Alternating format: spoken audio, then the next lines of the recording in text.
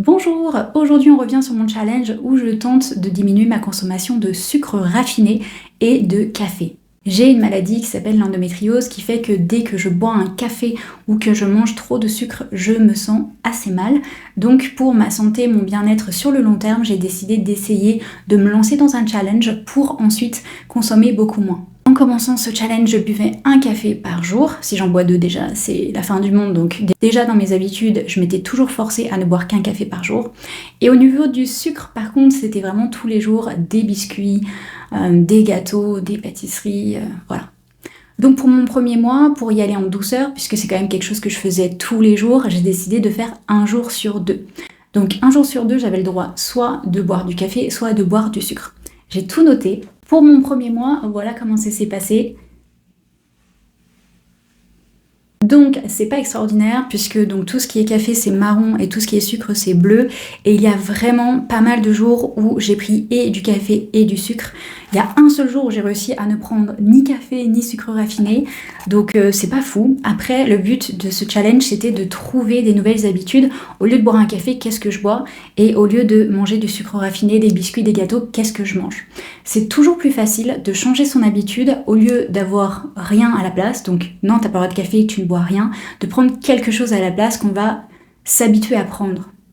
Il y a aussi bien sûr la pression sociale, entre guillemets. J'ai été boire un café chez une amie et elle m'avait fait un gâteau au chocolat. Donc forcément, j'ai pris les deux. Donc pour me mettre dans mon mois de mars où je vais faire 0 sucre raffiné et 0 café, on espère que je vais avoir la force de faire ça, j'ai commencé par me dire comment je vais faire pour changer mon café. Pour le café, j'ai une histoire vraiment incroyable et je pense que ça va être très facile d'arrêter le café grâce à ça. Il y a quelques mois, je me suis acheté du café instantané saveur vanille parce que voilà, c'était l'hiver, je bois beaucoup de café, je voulais un petit peu de changement. Donc je bois ce café instantané toujours avec du lait d'avoine, le meilleur lait d'avoine au monde.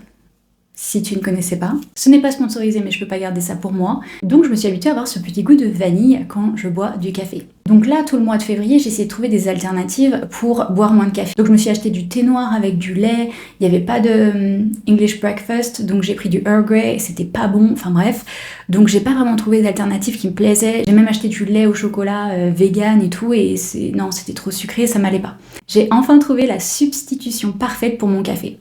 Ce qui s'est passé, c'est qu'une de mes élèves m'a ramené du thé à la vanille de chez elle. Voilà. Tada. Et j'ai commencé du coup à le mettre avec du lait.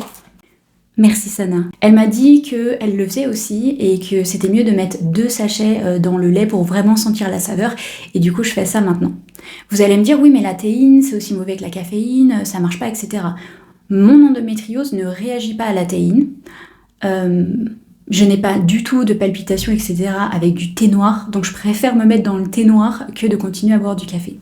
Et pour tout ce qui est sucre, donc j'ai acheté beaucoup de fruits, clémentines, bananes, etc. pour ne pas manger de sucre raffiné. Et ce qui est important aussi, c'est de mettre sa banane dans son sac, etc. Comme ça, dès que j'ai une envie de biscuits, de gâteaux, et ben je sais que j'ai une petite collation dans mon sac où je peux manger ma banane et du coup, ça me fait passer l'envie.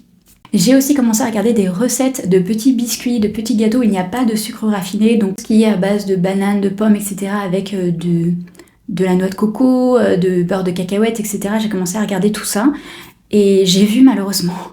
J'avais vu une recette que j'adorais, mais en fait il y a du chocolat et j'ai regardé sur les étiquettes de chocolat et il y a tout le temps énormément de sucre dans le chocolat, même noir, donc va aussi falloir que je fasse attention à mon chocolat.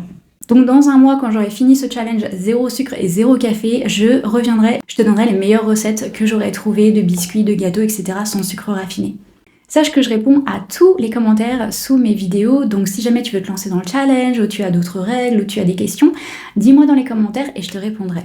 Si tu es intéressé par mon autre challenge qui est 0 dépenses en 2025, je te mets la vidéo juste là. Je te souhaite un super bon mois et on se revoit le mois prochain. Bye!